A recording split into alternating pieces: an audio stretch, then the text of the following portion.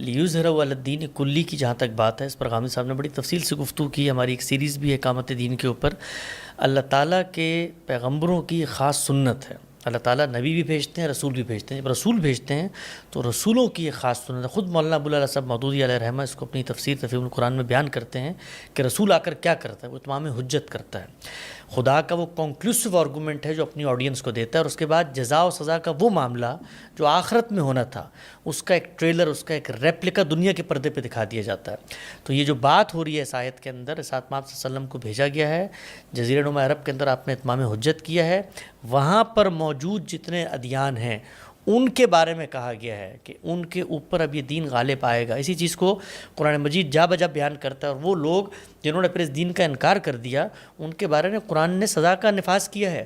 کہا ہے فقتلوا المشرکین حیث وجدتموہ خذوہ واحصروہ وقعدوا لہم کل مرصد. اب یہ مار دیے جائیں گے، زمین کے پیٹ سے ان کا خاتمہ ہو جائے گا. ساتھ آپ صلی اللہ علیہ وسلم نے فرمایا کہ امرت ان اقاتل الناس حتی یقولوا لا الہ الا اللہ، مجھے حکم دیا گیا ہے کہ میں لوگوں کی گردنیں اڑا دوں اگر یہ کلمہ نہیں پڑھتے.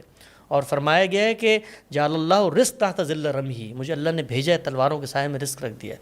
وجعل الصغار علی من خالف امری، ان لوگوں کے لیے ذلت اور محکومی ہے اور ضلالت ہے. کیوں؟ من تشبہ بقوم فہو منہم، جو ان کی شبہات اختیار کرے گا انہی میں سے ہوگا. حشر معہم، قرآن مجید اس کو بیان کرتا ہے. وَلِكُلِّ أُمَّةٍ رسول، ہر امت کے لیے ایک رسول ہے. فَإِذَا جَاءَ رَسُولُهُمْ قُضِيَ بَيْنَهُمْ بِالْقِسْطِ وَهُمْ لَا يُظْلَمُونَ. جب رسول آ جاتے ہیں تو فیصلہ کر دیا جاتا ہے.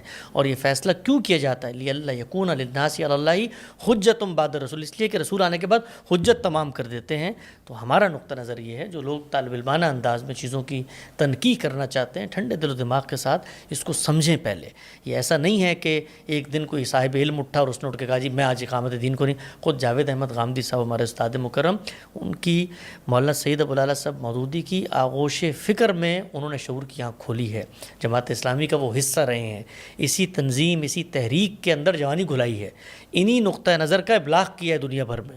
تو وہ لوگ اگر اٹھ کے کوئی بات کر رہے ہیں تو پہلے ان کی بات کو ٹھنڈے دل و دماغ سے علمی فکری استدلالی انداز میں سمجھیں.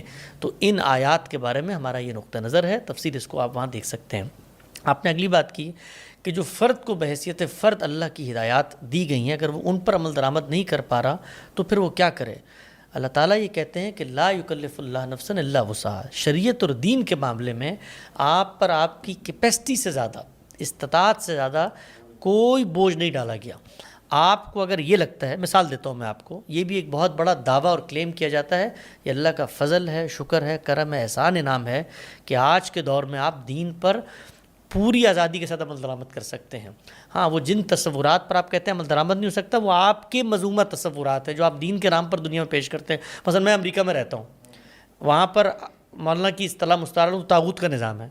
کوئی ایک چیز ایسی نہیں ہے دین اسلام کی جس پر میں عمل درآمد نہ کر سکوں. آپ مجھے بتائیے طاغوت کو کیا مطلب لیں گے آپ اس سوال کو اٹھاتے ہوئے؟ طاغوت تو قرآن مجید میں شیطان کے مترادف استعمال ہوا ہے، اور اللہ تعالیٰ نے اس کو قرآن مجید میں جا بجا بیان کیا ہے. ایک طرف اللہ تعالیٰ اور رحمان کھڑا ہوا ہے، اس کی آواز ہے، دوسری طرف شیطان. شیطان کے مترادف کے طور پہ طاغوت کا لفظ ہے. بہت سارے چیلنجز بھی آپ کے سامنے آتے ہوں گے اوبیسلی اس دیس میں رہتے ہوئے. ہر جگہ پہ چیلنجز آتے ہیں. سوال یہ ہے کہ میرے لیے دین پر عمل درآمد میں کیا مشکل ہے؟ میں آپ سے پوچھتا ہوں، آپ پاکستان میں رہتے ہیں، کیا مشکل ہے دین پر عمل درآمد؟ میرے لیے سب سے مشکل بات یہ ہے کہ جو اسلام کا پورا ایک معاشی نظام ہے وہ ایک سود پہ وہاں پہ مبنی ہے. بینکوں میں جہاں پہ اکاؤنٹ کھولنا پڑتا ہے، وہاں سے لے کے پھر تعلیمی اداروں میں اور بہت سی معاشرت میں اور بہت سی چیزوں کے اوپر ہمیں نظر آتا ہے کہ وہ اسلام کے اصولوں سے مطابقت نہیں رکھتا. اس کے مقابلے میں اگر شریعت نافذ ہوگی تو شاید اوبیسلی آسانی سے ہم کر پائیں گے. بہت اچھی بات کی. یہ اطلاقی مثال بڑی اچھی چیز ہوتی ہے. یہ بڑے سے بڑے فلسفے، بڑے سے بڑے نظریوں کو نا اطلاق میں لا کے کھرا کھوٹا واضح کر دیتے ہیں. میں بالکل طالب علم انداز میں کروں گا، آپ کو کچھ اور لگے. بہت اچھی بات کی آپ نے. سود کی مثال دی. مثال دیتا ہوں میں آپ کو.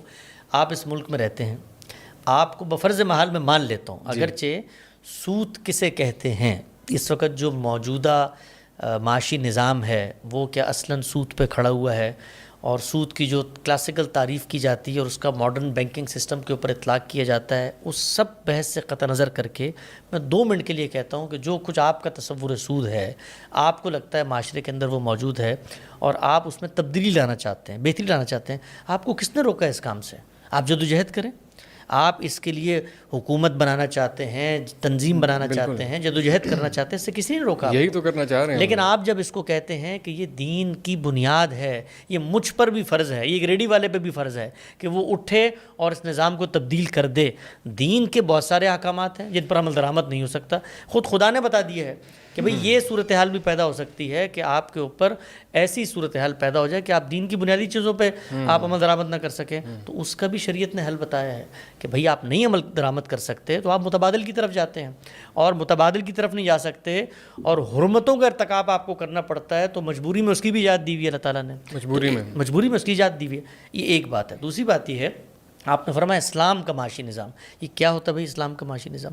اسلام نے, میں اپنی رائے بیان کر دیتا ہوں, اس پہ متبادل بیانیے موجود ہیں, لوگ دنیا میں پڑھ سکتے ہیں. اسلام نے پرنسپلز دیے ہیں, پروٹوکولز دیے ہیں, پیرامیٹرز دیے ہیں, اور شریعت ان معاملات میں فیصلہ کرتی ہے جہاں دو آراء موجود ہوتی ہیں. تو اسلام نے اصول دیا ہے وَلَا تَأْكُلُوا أَمْوَالَكُمْ بَيْنَكُمْ الْبَاطِلِ, باطل طریقے سے ایک دوسرے کا مال نہ کھاؤ. اور ایک ایسا مسئلہ جو محتمل الوجود تھا, کتنے ہی مسائل ہیں معیشت کے جو متفق علیہ, اسلام نے ان پہ گفتگو ہی نہیں کی, کوئی بات ہی نہیں کی. یہ سود کا جو مسئلہ ہے, یہ ایک ایسا مسئلہ تھا اس میں دو آراء ہو سکتی تھی. اس پہ دین نے آ کر ایک ورڈکٹ دیا ہے آپ کو, اور ایک ورڈکٹ جب دے دیا ہے تو اس کے بعد سود ممنوع ہے. لیکن سود کہتے کسے ہیں؟